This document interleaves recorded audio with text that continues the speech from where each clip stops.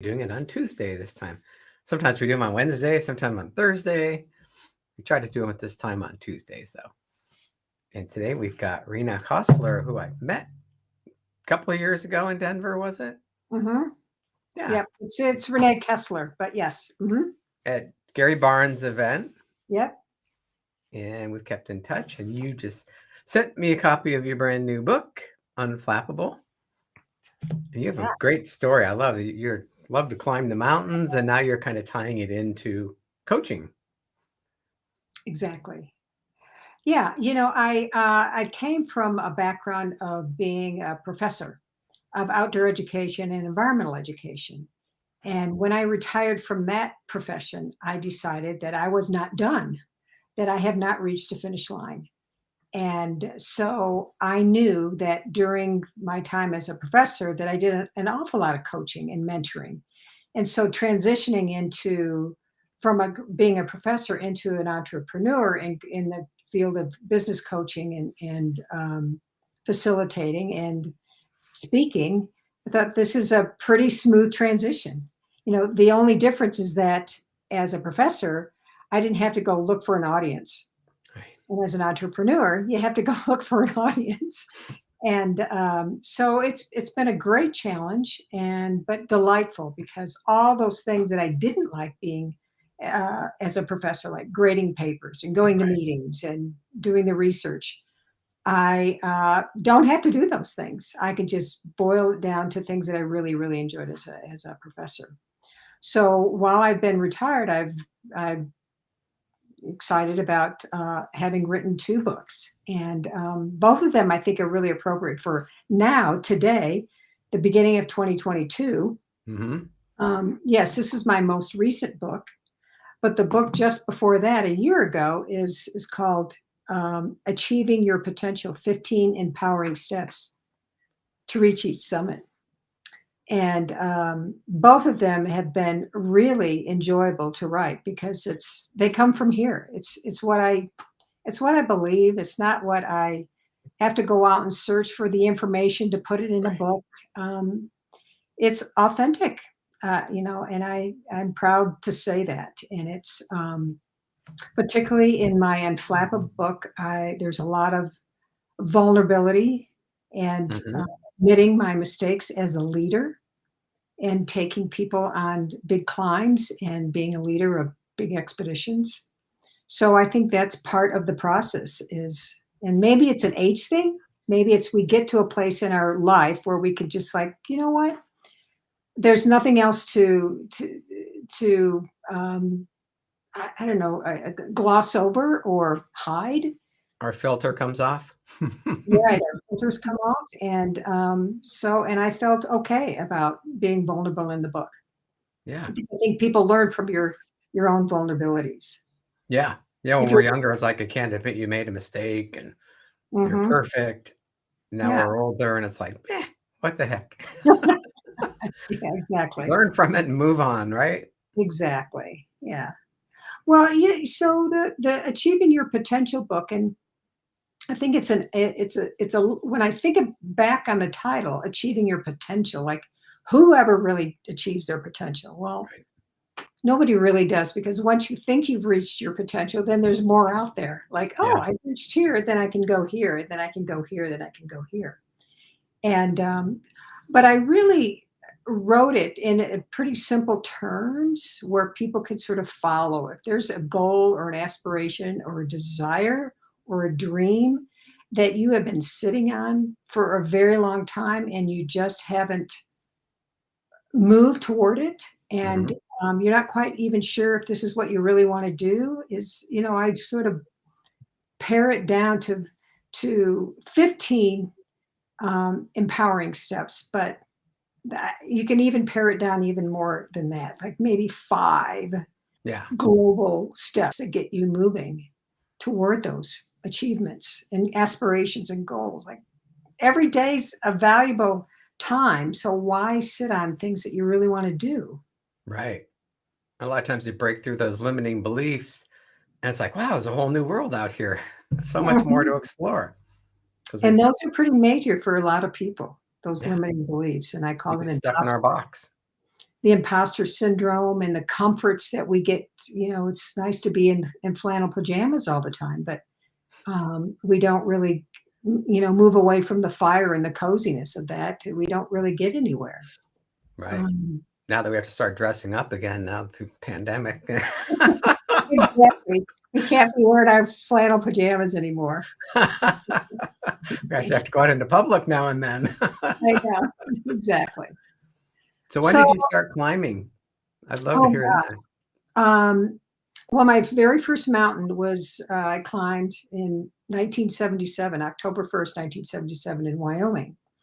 And I come from the Midwest. I live here in Colorado currently, but growing up, I was born in and grew up in my middle school and high school years in Illinois. So Mhm. I'd never seen a mountain, let alone consider climbing a mountain. But I was with a group of college students, and we had an opportunity to go west and spend a month in the Wind River Mountains in Wyoming. And during that period of time, we were able to climb a peak called Petroleum Peak, over 12,000 feet, very technical. Uh, Mhm. and at that time in 1977, people didn't wear helmets. You tied your own harnesses. They didn't have, everybody wore wool clothing. There wasn't any Gore-Tex then, Right, right. any fancy stuff. You just go to the local Army surplus store and you pick up your woolies, and you're outfitted for the month in the wilderness. Yeah. And that experience was transformational for me. And I think it was less about getting to the top and climbing the mountain. It was more about what happened here. Something happened magical. I think it was the focus and the determination and the challenge and the risk involved and the fear and the ability to get up and down without no one getting hurt Yeah. was moved me into a trajectory that I just was surprised about. But I use that as a metaphor to everything that I did from that point on. Like, Mhm. okay, this is what, in order for me to get somewhere, I'm going to have to take some risks. I'm Right. going to, I have to focus. I'm going to have to be challenged. I'm going to have to maybe get afraid of doing some things. So Right. so again, it was less about climbing that mountain, but more about what transformed in me from that point on. Yeah. Yeah, we just watched a documentary the other day. This guy climbed the 14 highest peaks in the world, and he did it in 6 months. That it's incredible. What human being can do that? Yeah. That was an amazing, amazing documentary. Yeah. Mm, And he had it in him. He said, "I'm gonna do this." He kept thinking of his mother. "I'm doing this for my mother." He was inspired. And it just he was mhm, doing climbs in one day that take a week sometimes. mhm. That was amazing. They had this, and maybe you've heard of this too, Ted, is that they have this fun one, fun two. And fun one is like, let's go out to an amusement park. And while you're on the ride, you're having a blast. And, at the beginning, you're excited about getting on the ride and you're having a blast on the ride. And when you're off, you're like, oh, that was so much fun. You want to do it again. That's fun one. Right. Fun two is where you're not having fun at all during it. But on the onset or the on the outset, when you're finished with whatever you're doing, kayaking over Niagara Falls or climbing a mountain. It's Yeah. not necessarily fun while you're doing it. Mhm. Fun comes in afterwards, and it's true. I can't, the climbs that I've done in the last 45 years have been challenging, and sometimes I ask myself while I'm moving up the mountain, whose idea was this? Right. Yeah, why am I doing this? But then when you're done, the accomplishment is amazing. I know what you're Yeah. saying. Mhm. But don't you think that that is really a metaphor to, I think, I mean, I'm biased that way, a metaphor to everything that we do. Yeah. I mean, you think about your business, or not your business, but anybody's business, and what it took to get to where you are. And sometimes you wonder, you ask yourself, whose idea Right. am I doing this? Is this what I'm supposed to be doing? Mhm. And I think or you're validated by that, the more you move toward it. and Yeah. recognize that there is something to reaching that summit, whatever you decide your summit's going to be. Right. Because it's that Yeah. daily grind that, oh, why am I doing this? But you're doing it Hmm. because you love what you're doing, hopefully. Yeah. When you're working Yeah. for a job, it's like you're just doing it for the money most of the time. Yeah. Yeah. Well, Yeah. and then the other piece too is, um, yeah, money for many is a driving force, but it's what's even before that. I Hmm. think, if you really desire to do this and want to make an impact and want to serve other people um, and you're having a good time doing it, the money will come. Yeah. I've always believed that, the money will Hmm. come. But if your main focus is on the money, and I talk about that in my first book, Hmm. is that if your focus is on money and fame, good luck, because it's not going to last very long, and fame is lasts a day. Hmm. Uh, Fortune, 15 minutes of fame. right? Exactly. We've heard that a lot. Yeah. Right. So, but you talked about limiting beliefs. Choosing your thoughts is really critical in moving toward those goals and aspirations. Like, this is perfect time. Like, we're all thinking about, okay, we're going to reboot. We're going to make some changes now. It's the new year. It sort of, taps us and says, and we say to ourselves, okay, 2022 is now, here. Where is it that I want to go, and what is it that I want to do? But it starts with recognizing, I think, who you are, Yeah. who you are, and why you're here, and people bumble along in life and not quite sure what trail they're on or what path they're on, and they go on this path and that path and this trail, and they get misplaced, Yeah. um, and they're not baddies, but they're missing a really important component, Yeah. and that is why they're here. Who are they, and what is it they're driven to do? Yeah. I think the pandemic's made so many millions of people have quit their careers and they're starting something new now. There's Yeah. a lot of couples, they were both working because they had high expenses. They said, let's cut our expenses and only one of us has to work. Hmm. They're really looking at things and making big changes. Big changes. Yeah. And they probably had some time to really think about it, because you can't just decide, oh, yeah, this is my purpose. This is where I'm going to go. It Right. takes a lot of time to Yeah. think about where you're going and why you're doing the things you're doing. Well, we had a And year in our pajamas to think about it. yeah, exactly. If we're comfortable in thinking about it, that makes it even that much better. Right. Right. So you said Yeah. there's 5 steps to moving closer to your summit. What are the 5 steps? Yeah, I talk about the 15 steps, but the five that I sort of pull out of those 15 is one is first of all identifying where you want to go. What is your summit? What is your aspiration? What is the desire or desires that you want to achieve? And then asking yourself the question, okay, so why is this so important to me? Hmm. Why am I doing this? Why do I want to go in this direction? Why do I want to climb that mountain? Why do I want to move and across the country? Whatever that decision is or that desire is. Hmm. And then after that, planning and preparation is really critical. You have to be able to, and planning could be, okay, let's come up with a date. Let's figure out, okay, so if I want to start a new business, how many years is it going to take? When will I decide I'm going to move toward that?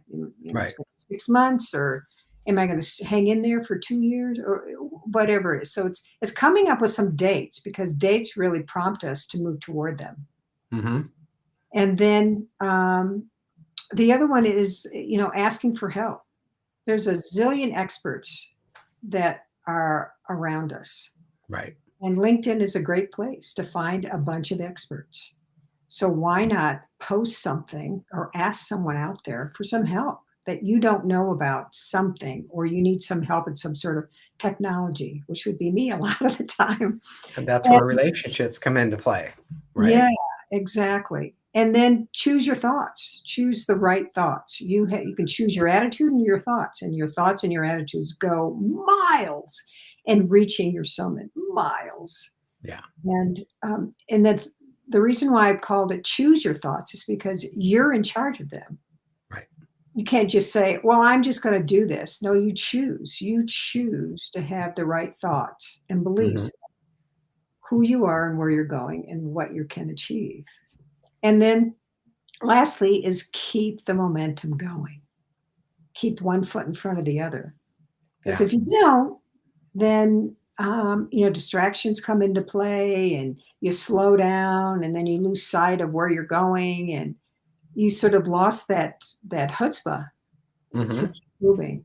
And so those are the five that I pulled out of the 15 that I think are really critical.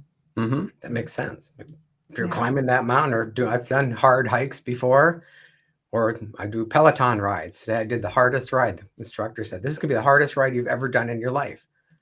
And she was like yelling at us, like, "You go, keep going." It was Yeah. hard. Yeah. But we kept going and going and going.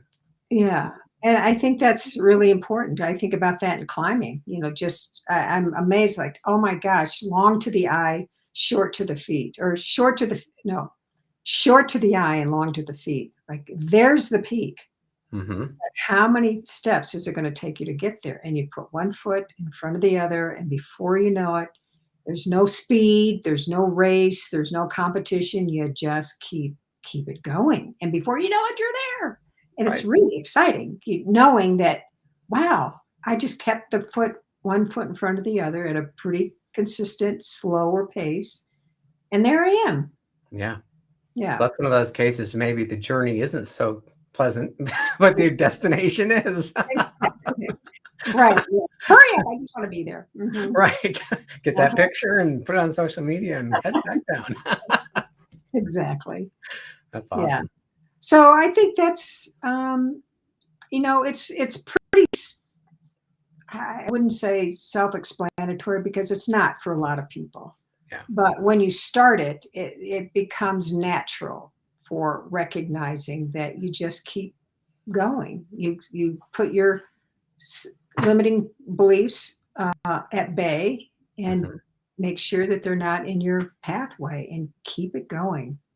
If it's a new business that you want to start, or you want to write a book, or all the businesses that are out there have more speaking engagements. This is really, I think, really powerful for people to use Yeah. moving toward that. So what's on your agenda for this year? Um, well, I'm planning to climb the Matterhorn, which is in Switzerland. I had Mhm. planned to climb it last year, um, but because of COVID and the restrictions in Switzerland, I had to put that aside and just hope that I can do it this year. And I'm not getting any younger, so None I of don't. us are. Well, I want to do that for sure in August. It's a pretty short window of climbing the Matterhorn in Switzerland. Mhm. Um, and I'd like to have more speaking engagements. I'm ready to um, take my book on the road and my books on the road. And I love to travel anyway. And meeting people is fun and enjoyable and enlightening. And I'm always inspired by people anyway. So, Right. so those are my big ones. How about you? What are your goals or aspirations for the Oh, we're year? just enjoying our new grandson who's about 7 months old now, I've seen pictures. and more travel, trying to wind up that travel again. Yep. My wife retired last year, so she's just kinda goofing off, enjoying Yeah. life. Okay. So, You have yeah, flexibility to be able to do that too. yeah, I can take my laptop anywhere. Yep. Hmm. I'm Yeah. supposed to have a speaking engagement in Poland in May if things open up, Wow. That's awesome. so that'd be good to About spend some LinkedIn? time. Yep, of course, what Okay. else? Yeah, right. Exactly. You're the guru of LinkedIn. Yeah. Where in Poland? It's in Gdansk, Oh, Poland, okay. and I've we'll not. probably just spend a few weeks there. Okay. Okay. Yeah, I've got good friends who are from Poland. Yeah, Um, so so it should be yeah, interesting. yeah. International travel, yeah. And I have not done any international travel since COVID. So I think it'll be. Have you? No, we've got Okay. postponed 3 or 4 times now. Yeah, yeah. So this engagement for you has been postponed? It's been 3 times it's been postponed. Oh my goodness. Wow. But, Yeah, it's yeah, really he's still gonna do it eventually, so we'll get yeah. there. Good. Good, good, So where good. can people get your books? Where can in both books, on Amazon, Goodreads, Kobo, Your yeah, website? Barnes and Noble, my website, renakoesler.com. Yeah, both my books are on my website, and both can be found on Amazon. And there's e-versions, electronic versions, and also hard copies. And if you want a signed autographed copy, then you can order it through my website, and I will package it, sign it, and send it off to you. So, Awesome. yeah, That's how I got mine. yeah, exactly. Well, great. Good. Thank you so much. You're welcome. Well, this Been has good been catching fun. up with you. Yeah. Hi, LinkedIn, everybody. And, good luck to you. Happy New Year. And may you have, I think just a good time in Yeah, this year. And we deserve it. And just keep plugging along and you'll get there. exactly. Just enjoy every step. Exactly. Thanks, Great. Ted. Thank you. Okay.